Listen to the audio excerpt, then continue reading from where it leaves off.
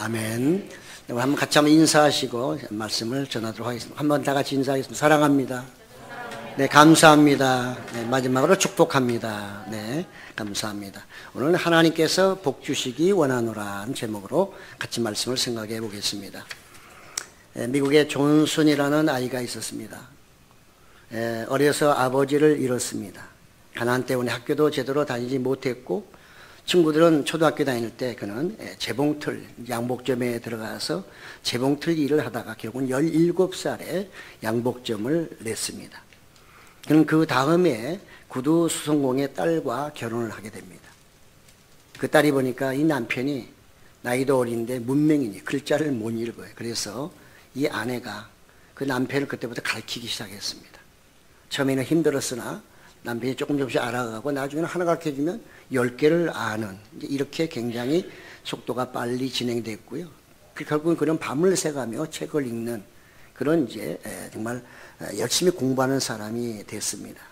그렇게 해서 그는 나중에 그 미국 테네시 주지사를 거쳐 상원 의원이 됐고요. 미국의 대통령까지 되었습니다.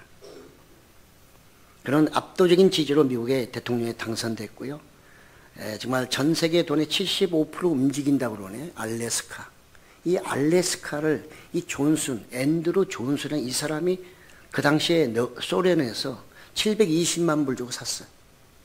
지금 러시아에서 이거 아주 땅을 치고 통곡하잖아요. 그 땅 팔아먹은 것 때문에.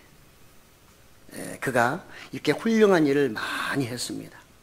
만약 그가 배우지 않고 좋은 여인, 아내를 만나지 못했더라면 그는 여전히 지금도 정말 그 양복점 내고 거기서 양복이나 맞추고 있겠죠. 그렇습니다. 사람은 누구를 만나느냐가 대단히 중요합니다. 우리는 정말 하나님의 자녀로 내가 하나님을 진실로 만난다면, 정말 전능하신 하나님을 내가 진실로 만난다면 우리의 삶에 놀라운 변화가 일어나지 않을 수가 없는 거죠. 일어나지 않을 수가 없는 것입니다. 한번 여러분 스스로를 한번 생각해 보시면서 믿기 전과 믿은 후 한번 자신 한번 돌아보면서 오늘 말씀을 한번 생각하면서 나는 어떤 상태에 있나 한번 이렇게 돌아보면 좋겠습니다. 오늘 뭐 늦게 말씀을 여러분 잘 아시기 때문에 제가 그냥 말씀을 전하면 설명하면서 곁들여서 말씀을 드리도록 하겠습니다. 네, 오늘은 아름다운 만남을 순종함으로 복의 열매를 맺었다는 그런 내용인데요.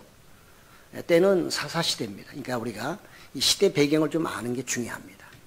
사사시대 한 400여 년 동안 사사들이 오늘날 말하면 수장에 대해서 전쟁 나면 그 사람들이 앞장서 가지고 나를 따라가면서 전쟁했던 사사시대입니다. 사사시대의 마지막 결론이 뭐죠? 네, 사람들이 자기의 소견에 옳은 대로 행했다. 법이 없는 시대였습니다. 하나님의 법도 없고 내가 옳으면 그것이 법입니다. 이런 사사시대의 이 눕기라는 말씀을 여기에 위치해 놨다는 거죠. 그러니까 이 눕기는 그냥 단순히 나오미 복 받았네, 보아스 만나고 행복하게 살았네, 이런 메시지가 아니에요. 이거는 성경 전체 줄거리에서 대단한 메시지를 지금 갖고 있는 것입니다. 그래서 유대인들은 지금도 오늘날도 이 장막절, 오늘날은 추수죠. 장막절 되면 이 눕기를 계속 읽으면서 암송하면서 이렇게 돈다고 그래요. 그만큼 눕기가 그들의 많은 의미를 가지고 있는 그런 성경 말씀이라고 하는 것이죠. 눕기의 시작은 이렇게 됩니다. 원래 주인공은 나오미죠. 나오미라는 한 여인의 집에 엘리멜렉이라는 남편이 있었어요. 그 집에는 아들 둘과 이제 이렇게 네 사람의 가족이 있었는데 이 베들레헴 출신입니다. 예수님의 고향도 베들레헴이라고 그러잖아요. 조그만 베들레헴. 오늘날도 거기는 분쟁의 지역이죠. 그래서 기분이 좋으면은 팔레스타인 사람이 열어주고 오늘날쯤 기분 나쁘면 들어갈 수가 없습니다. 거기는 굉장히 위험한 지역이고 팔레스타인 지역이기 때문에. 그래서 예수님의 그 나신 곳을 가서 구경하는 것도 그렇게 쉽지가 않아요. 성지순례 가더라도 정말 아주 가장 좋은 상태에 있을 때 들어갈 수 있는 것입니다. 그 베들레헴 출신이에요. 그런데 그 땅에 기근이 들었습니다. 기근이 들어서 우리 이사 가자. 그러니까 엘리멜렉이 좀 똑똑한 사람 같아요. 돈도 좀 있고 머리가 좀 많이 발달한 사람 같습니다. 네, 그래서 남다르게 여기서 우리가 기근 때 고생할 필요 뭐가 있느냐. 우리 다 정리해가지고 바로 앞에 있는 모압 땅으로 가자. 모압으로 이민을 가게 됩니다. 신났죠. 얼마나 동네 사람들이 부러워했을까요? 야, 당신네 이민 가냐? 하면서 아마 부러워했을 겁니다. 그런데 가서 얼마 있다가 남편이 죽어버렸습니다. 두 아들은 모압 여인하고 결혼했는데 10년 안에 두 아들도 죽어버렸습니다. 세상에 이런 불행한 가정이 어디 있을까요? 그것도 외국에 가서 모압 땅에 가서 이스라엘 사람이 거기서 사는데 이제는 홀로가 되어버립니다. 물론 자부 두 사람이 있지만 다 모압 여인들이에요. 이리저리 생각해봐도 거기서 살 자신이 없는 거예요. 날마다 동네 사람 부딪히는 것도 그렇고 두 며느리들을 보기도 그렇고 먹고 사는 것도 힘들고 그렇게 고민이 많을 때, 갈등이 많을 때에 그때 들려오는 소리가 있었으니 뭐 그 가깝잖아요. 그러니까 바람 타고 들려오는 소리가 베들레헴도 하나님의 축복해서 이제는 농사가 잘 돼서 금년에 풍년이란다. 이런 소리를 나오미가 듣게 되죠. 그래서 나오미가 그 소리를 듣고 결단합니다. 내가 죽고 나서는 내 고향 가서 살아야지. 그래서 역이민을 가는 거죠. 그래서 그는 이제 이민을 결정하고 두 자부를 불렀습니다. 내가 도저히 여기서 살 수 없으니 너희는 이제 재혼해라. 그래서 자유를 줬어요. 그래서 두 며느리한테 자유를 주고 울고불고 난리가 났습니다. 그럴 수는 없다 하면서 그래도 결국은 이제 나오미가 확정적으로 결정을 했기 때문에 자기는 이제 떠나려고 하는데 이 두 번째 며느리 누시 이제 등장하죠. 그는 자기 시어머니가 떠난다는데 도저히 자기는 떠날 수 없다. 그러니까 시어머니와 헤어질 수 없다는 겁니다. 난 당신을 끝까지 쫓아가겠어. 당신의 백성이 내 백성이 되고 당신의 하나님이 내 하나님이 될 것입니다. 그러니까 개종하는 거죠. 내가 신앙도 개종하겠습니다. 지금까지 내가 그모수 이런 모압 신을 섬겼지만 이제는 내가 오늘부터 당신을 따른 그 순간부터 그 신을 버리고 당신이 믿는 그 여호와 하나님 그를 내가 따르겠어. 죽을 때까지 내가 당신 옆에 있겠소 하면서 고집을 부리고 난리가 나서 어쩔 수 없이 나오미는 그 며느리를 데리고 터벅터벅 그 베들레헴을 향해서 걸어가게 되죠. 도착했습니다. 이제 밥을 해 먹어야 될 거 아니에요. 그런데 뭐 다 정리하고 온 그 집에 뭐가 있겠어요. 어디서 살았는지도 모르겠어요. 하여튼 식량이 없으니 마침 그때 추수 때니까 그래서 결국은 이삭을 주스러 갔죠. 이스라엘 백성들이 가나안 땅 들어갈 때도 가나안 땅 들어갈 때 그때가 추수 때였어요. 그러니까 모든 것은 하나님의 예정 가운데 있다. 섭리 가운데 있다는 것을 오늘 성경은 보여주고 있는 거죠. 그냥 우연히 하다 보니까 들었기 때문에 가는 게 아니고 그런 여러 가지 섭리 가운데서 지금 나오미, 룻이 지금 이동하고 있다. 그걸 보여주는 것이고 그것을 이스라엘 이 사사시대 사람들에게 희망의 메시지를 이들을 통해서 던져주고 있는 것이죠. 그래서 두 사람은 가서 이제 이 젊은 며느리 룻이 정말 아침에 뭐 밥거리를 해야 되는데 아무것도 없잖아요. 그래서 이삭을 주스러 갑니다. 우리나라도 옛날에는요 이삭 주스러 다녔어요. 근데 우리나라는 이스라엘은 달리지요. 이스라엘은 그냥 추수할 때도 옆에 가서 이삭을 주셨어요. 그게 법에 돼 있잖아요. 근데 우리나라 옛날에 보면 다 끝내고 주실 거 다 끝내고 혹시라도 잊어버린 거 줬다가 못 주신 그런 거 주스러 다니는 게 우리나라 이삭 줍기였거든요. 아주 어려운 분들은 그 이삭을 주스러 다녀서 먹고 살았어요. 그러니까 우리는 이스라엘보다는 훨씬 더 못한 상황도 있었다는 것이죠. 그래서 룻은 이삭을 주스러 갑니다. 시어머니가 너무나 염려 근심도 되잖아요. 젊은 아이가 이방인이 길도 모르는데 그것도 이제는 누구네 밭인도 모르는데 거기 가서 이삭을 주스러 간다고 하니 애처롭기 그지없고 가지 말라고 하자니 굶어 죽게 생겼고 어쩔 수 없이 그런 보냅니다. 한마디 물어봅니다. 어디로 갈 건데? 그냥 인도하는 대로 가겠습니다. 발길 따라 가겠습니다. 이렇게 룻이 얘기를 하고 그가 간 밭이 보아스라는 밭이었어요. 보아스의 집에 보아스의 밭이었죠. 그런 곳에 이삭을 줍기 시작했습니다. 사람들이 보니까 이방 여인인데 아주 말없이 열심히 줍고 있었습니다. 그때 마침 이 보아스가 이 추수하는 모든 상황을 점검하러 그 밭에 왔다가 이 누수를 발견하게 됐죠. 그래서 누수에게 물어 당신 누구야? 아니 직접 물어본 게 아니고 남녀가 직접 물어볼 수 없으니까 누구에게 사환에게 물어보죠. 저 사람 누구냐 했더니 누구 나오미의 며느리다. 얼마 전에 온 사람이다. 이렇게 얘기를 합니다. 뭐 베들레헴은 워낙 좁기 때문에요. 보아스도 이미 정보를 통해서 다 알고 있었던 차지요. 아, 그 여인이 바로 이 아이구나 라고 말하고 그래서 불러서 얘기를 하죠. 이제 너는 이곳을 이 밭을 떠나지 말고 추수 내내 여기에서 계속해서 이삭을 주서라. 그리고 물도 주라고 합니다. 물 한 잔 우리는 싸지만 그날에서 물 한 잔은 생명과 똑같은 거죠. 피와 똑같은 것입니다. 물도 목마를 때 마시게 해줘라. 배고프면 먹는 것도 같이 나눠 먹어라. 그리고 또 추수할 때도 좀 남겨두어라. 적당히 남겨두어서 그냥 이렇게 좀 많이 걷어갈 수 있도록 해서 보아스가 많은 정말 어떤 혜택을 은혜를 이 룻에게 베풀죠. 우리는 여기서 이 룻이 그 모든 상황을 경험하고 나서 집으로 돌아오잖아요. 집에 누구밖에 없어요? 시어머니밖에 없어요. 원래 고부 갈등이 아무래도 있잖아요. 우리는 더 심. 근데 뭐 미국도 마찬가지인가 봐요. 만약에 둘이서 살면서 고부 갈등이 있어서 서로 말 안 하고 들어오고 밥 차려주고 나는 내 방으로 어머니는 그 방으로 서로 따로따로 살았다면 말도 안 하고 서로 간에 살았다면 어떻게 됐을까요? 이런 이야기는 이루어지지 않죠. 우리는 서로 살면서 대화를 해야 됩니다. 룻은 자기 시어머니에게 오늘 있었던 얘기를 쭉 얘기해 줍니다.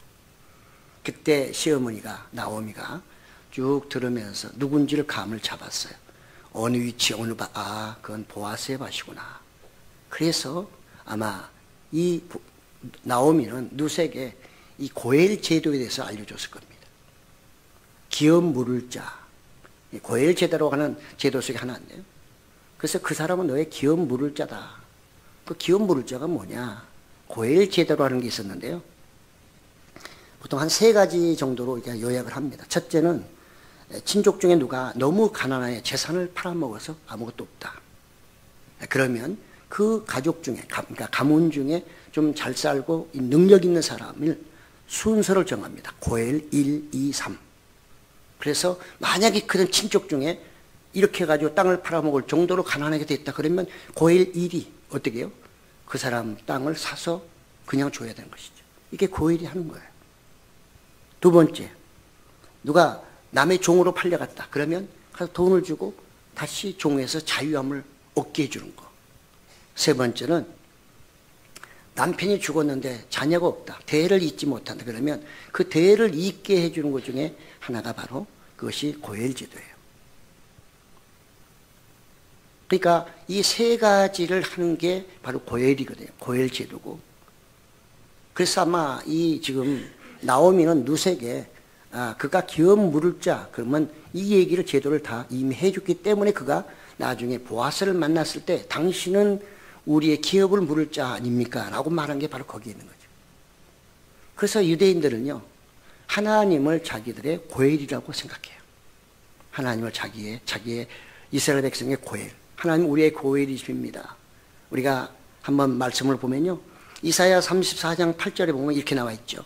이것은 여호와께서 보복하시는 날이요 시온의 송사를 위하여 신원하시는 해라. 하나님이 보복하신다. 신원을 원수를 갚아준다.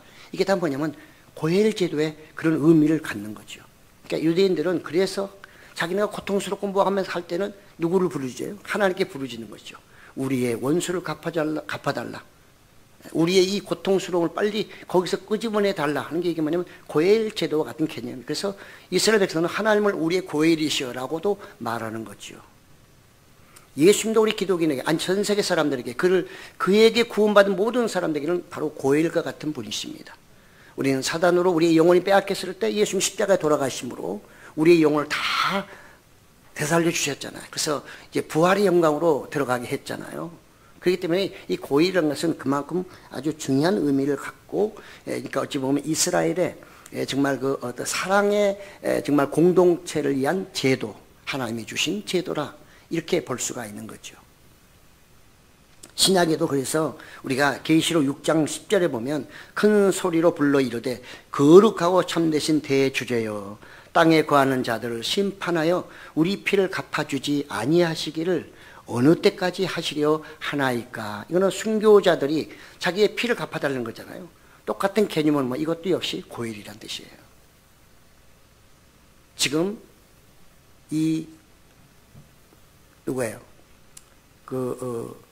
보아스는 바로 이 집에 엘리멜렉 집에 고엘 맞아요. 고엘이고 기업 물을 짜요. 근데 2번 타자입니다. 1번이 아니고 2번 타자예요. 그러니까 직접 할 수가 없는 거죠. 그러니까 거기에도 많은 의미를 부여하는 거죠. 그래서 갚아주다는 의미는 이제 신혼한다, 갚아준다 이런 거는 이제 고엘이 해야 될 일들을 하나님께서 대신 해줬다 이렇게 볼 수가 있고요. 그래서 우리는 이 보아스를 예수님의 모형이라 이렇게 말하기도 합니다.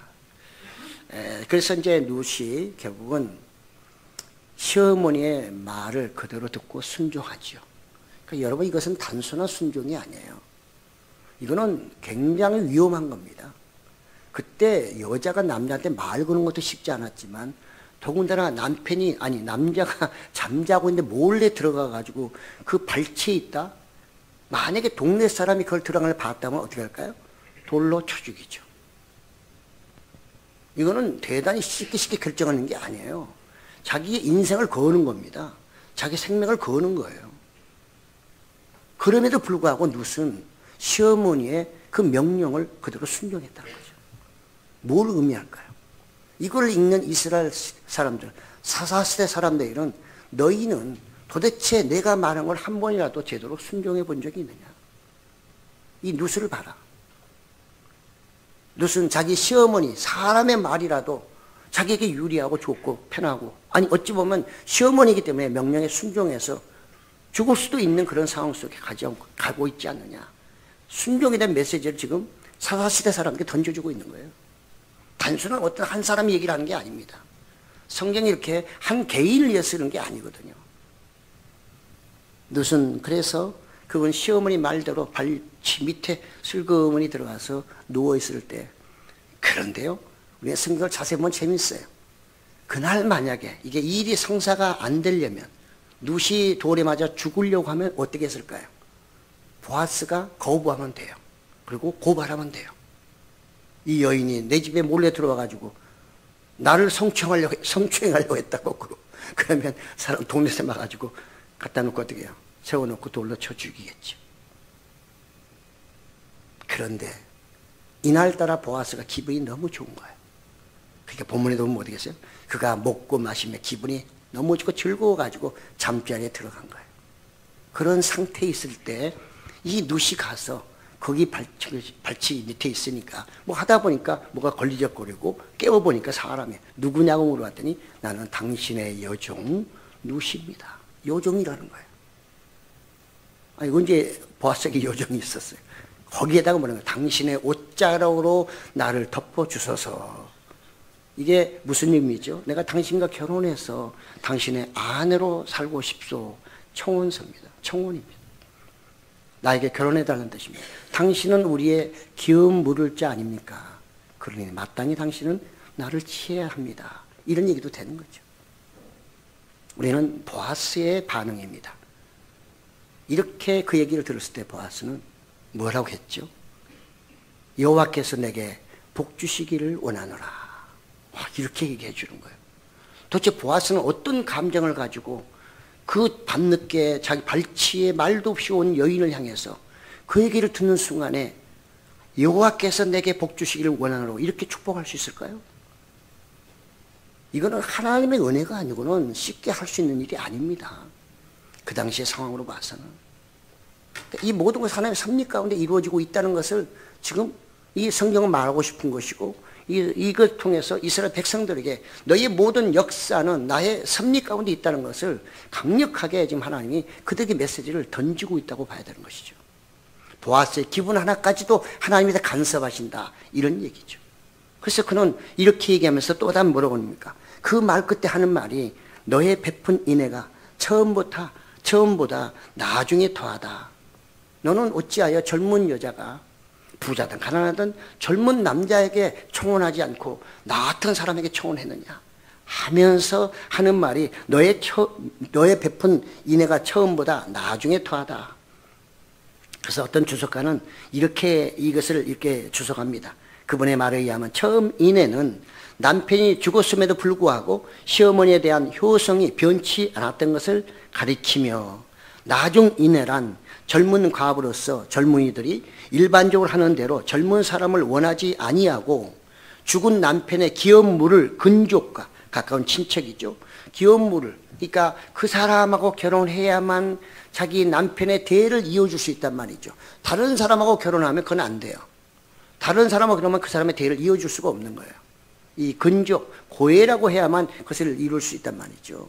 그래서 자기를 택했다, 이렇게 지금 보아스가 말하면서 보아스 기분이 엄청나게 좋았어요.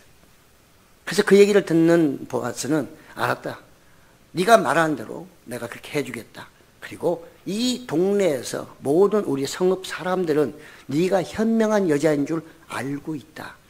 다른 말로 하면 네가 이렇게 한 것에 대해서 내가 인정해 줄 뿐만 아니라 너는 돌에 맞아 죽을 이유는 없을 것이라고 하는 그런 의미를 이 안에 내포하고 있는 것이죠.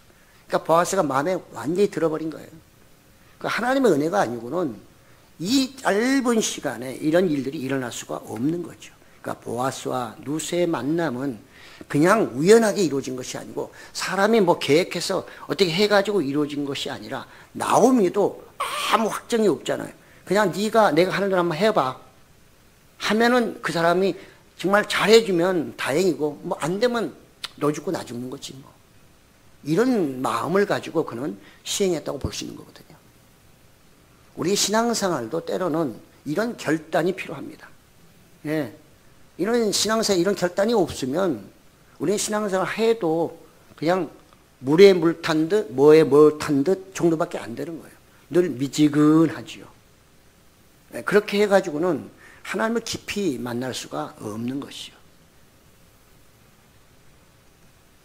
이 정말 보아스는 또 거기서 뭐라고 하느냐.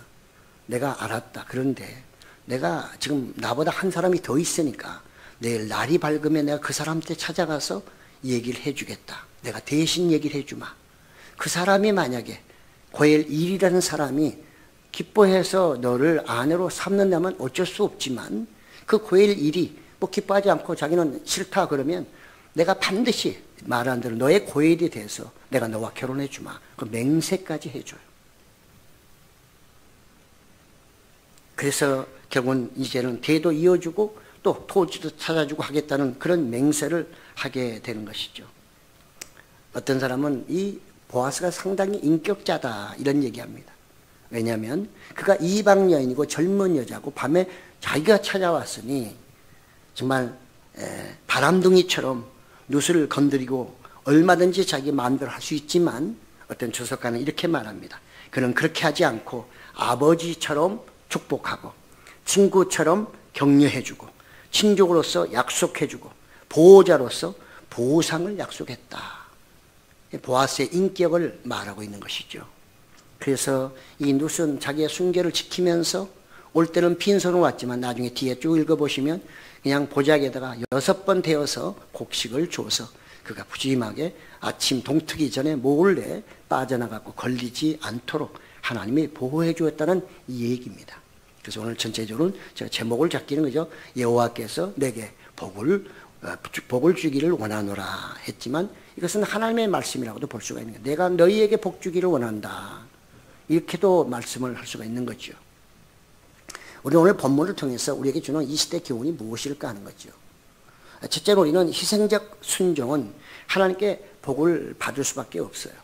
그냥 순종도 복을 받지만 내가 누구를 위한 희생, 또 뭔가를 희생을 통해서 내가 순종할 때는 하나님 반드시 그것을 뭘로, 우리의 고엘이 되셔서 그걸 반드시 해결해 주시고 또 그 억울함도 또 나가 그 희생한 것도 우리에게 갚아주신다는 사실을 우리는 이 본문을 통해서 알 수가 있는 것이죠. 그렇기 때문에 사울은 불순종의 상징이라면 다윗은 순종의 상징이라 이렇게 볼 수가 있는 것이고요. 순종과 불순종은 축복이냐 저주냐의 갈림길이기도 한 것입니다. 그래서 정말 이 순종은 이 사사시대 그 백성들에게 순종이 얼마나 소중한가. 또 하나는 이 정말 보아스가 법을 준수하잖아요. 나에게 또 한 사람이 있기 때문에 나이 밝으면 그 사람한테 가서 합법적인 방법으로 모든 걸 처리하는 이 보아스, 그의 메시지를 통해서 율법을 지키지 않는 이스라엘 백성들에게, 사사시대 그 백성들에게 지금 경고를 하고 있는 거죠. 너희는 어째 내 법을 지키지 아니하느냐. 이런 경고의 메시지가 이 안에 들어있다고 볼 수가 있는 것이죠.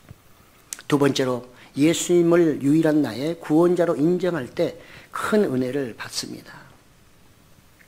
여러분 설교 본문에 거의 들어가 있지 않지만 우리는 믿는 자는 고자세가 아니라 항상 겸손하게 살아야 되고 또 하나님 앞에 나가야 하는 것이죠. 그러면 기본이잖아요. 우리는 나오미를 잠깐 생각해 보면요. 나오미가 그 모압 땅에서 다시 자기 고향으로 역이민을 할 때에 그게 쉬웠겠습니까? 그거는 죽기보다 싫은 일이었을 겁니다. 죽기보다. 그럼에도 불구하고 그는 뭘 알고 있어요? 그는 그 정말 세상적으로 말하면 완전히 파탄 나버린 그 가정을 통해서 그 역사를 통해서 누구를 만나냐면 하나님을 깊이 만난 거예요. 그렇기 때문에 나오면 결정할 수 있는 거예요. 그는 우리가 뭘 알 수 있느냐? 본문에 앞에 쭉 보면 그가 이런 얘기 하잖아요. 이제 자기 며느리를 데리고 베들레헴에 도착합니다. 사람들이 딱 보니까 나오미예요. 막 기뻐가지고 막 뛰어가서 이게 나오미가 아니냐 하면서 막 난리가 날 때 나오미가 뭐라고 합니까? 나를 이제는 나오미라 하지 말라. 나오미가 기쁨이란 뜻이거든요. 그 의미가. 나를 나오미라 부르지 말고 마라라 부르라. 하나님이 내 모든 재산, 내 모든 가족 다 데려가 버리셨다. 나를 이렇게 쓴 인생으로 그분이 만드셨다.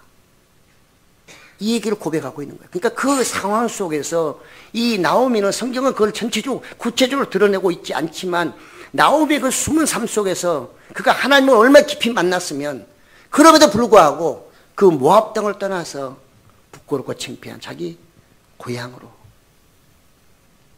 떠날 때마다 기분 좋게 폼 잡고 나갔던 자기 돌아올 때 그 초라함, 그 비참함을 그들에게 보여주면서도 올 수 있었던 건 뭐냐?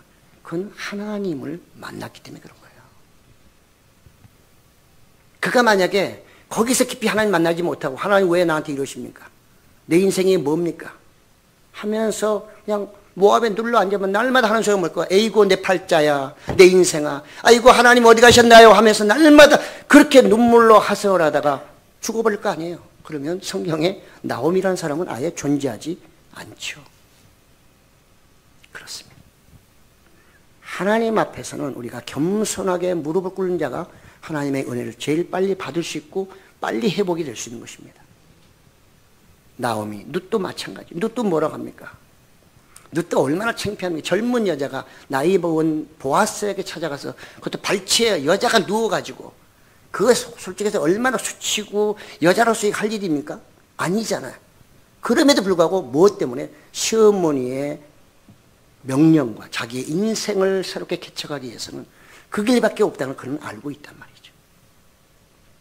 그래서 그가 물어볼 때 너 누구야? 라고 물어볼 때 그의 대답은 나는 당신의 여종 누시입니다. 당신은 나의 주인. 당신이 하늘에 나는 모든 걸 할 준비가 되어 있습니다. 그게 신앙 고백이에요. 우리도 예수님을 만나려면 그런 우리의 신앙 고백이 나오미나 룻처럼 있어야 되는 거죠. 그래야 그분을 만나고 그분의 은혜를 받고 그 새로운 삶으로 변화되는 거예요. 내가 세상적으로 가지고 있는 자존심 뭐 등등 하나도 안 버리고 그대로 갖고 있으면서 주님 만나려면 주님이 굉장히 버거워해요. 너는 종이 아니라 내 주인처럼 오니 내가 어떻게 너를 주인 삼아서 내가 너와 함께 하겠느냐. 아니 우리가 주님을 신랑이라고 표현하는데 신랑 맞으러 온 이 정말 신부가 자기 가진 거 몽땅 갖고 와서 나를 신부를 맞이하든지 말든지 마음대로 하시오라고 하는 것과 차이가 없다니까요. 그래서 성경 우리 보면 뭐라는 거예요? 네가 진정으로 그리스도의 신부가 되기를 원하면 내려놓으라는 거예요.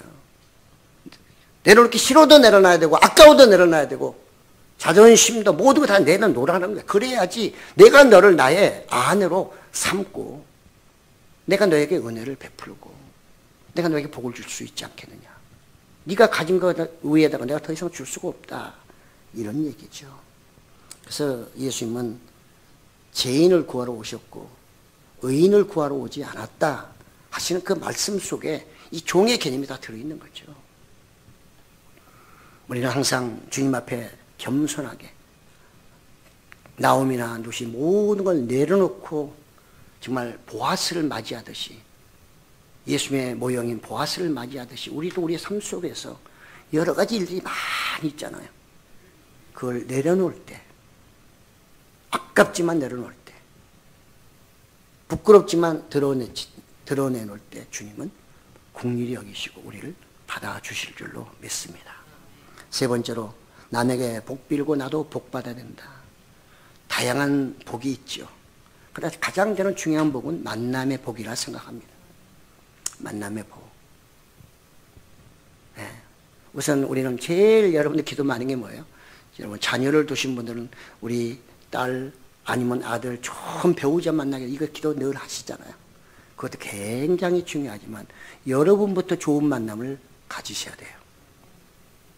그 둘만 좋고 다른 모든 만남이 안 좋다면 그 나중에 시간이 흐르면 흐를수록 두 사람의 관계도 나빠질 수밖에 없는 거예요. 그러니까 모든 만남이 다 원활해야 돼요.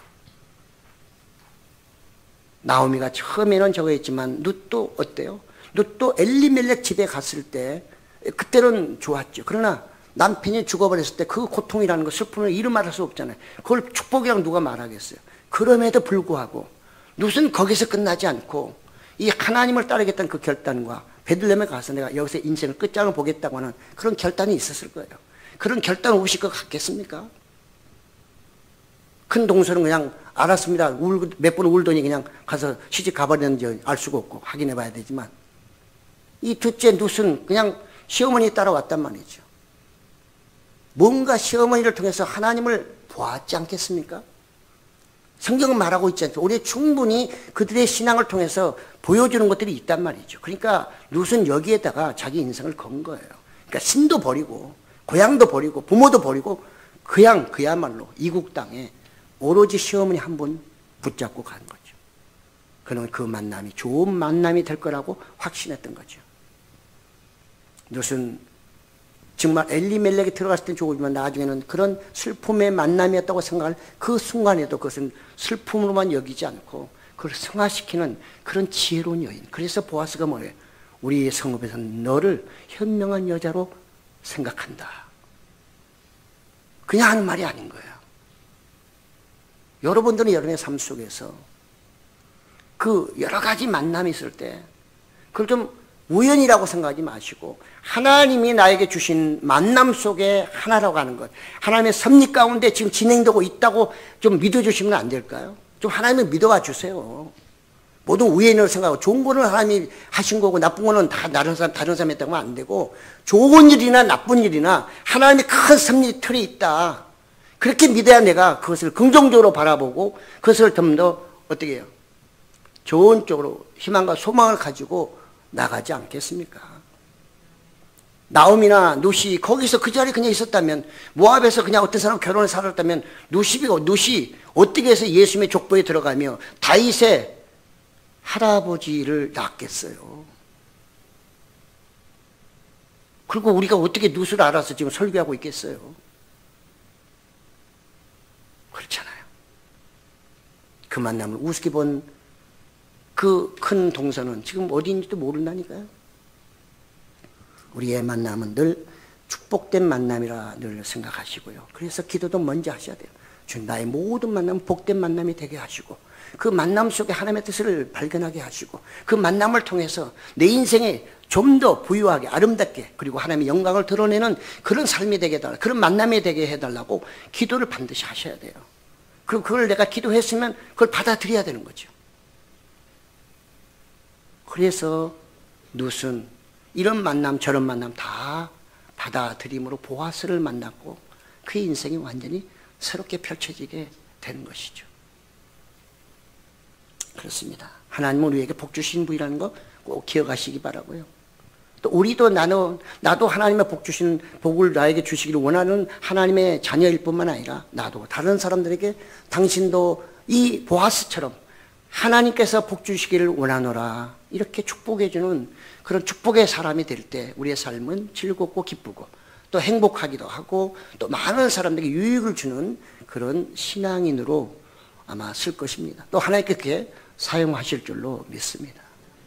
우리는 한 개인이 아니라 여기 나오는 엘리멜렉은 벌써 죽어버렸지만 두 아들도 먼저 가버렸지만 그러나 그 남은 여인들 연약하고 부족한 그 여인 중에 바로 나오미와 룻을 통해서 그 다음에 보아스를 통해서 아름다운 어떤 가정, 아니 이것은 단순한 아름다운 가정이 아니라 저물어가고 어두워지고 정말 희망과 소망이 없다고 하는 그 사사시대에 하나님께서 등불을 밝히고 있는 것입니다. 희미하지만 이 등불이 앞으로 왕정세대로 이어지고 다윗이라는 훌륭한 왕이 나타날 것을 예고하고 있고 이후에 누가 예수 그리스도를 통해서 메시아가 오심으로 온 세상의 구원의 빛이 이루어질 것을 알려주는 메시지가 바로 이 룻기고 오늘 본문이라고 할 수가 있는 것입니다. 사랑하는 성도 여러분, 우리는 더욱더 하나님의 그 사랑을 받는 자로 인식하고 모든 삶 속에서 하나님이 나를 복주시기 위해서 이런 만남 저런 만남을 갖게 하신다고 생각하며 나간다면 반드시 여러분의 삶은 룻처럼 이런 아름다운 만남이 될 것이고 하나님이 축복하는 그런 만남이 될 줄로 믿습니다. 그런 은혜가 여러분의 충만하시기를 예수님의 이름으로 축복합니다. 아멘.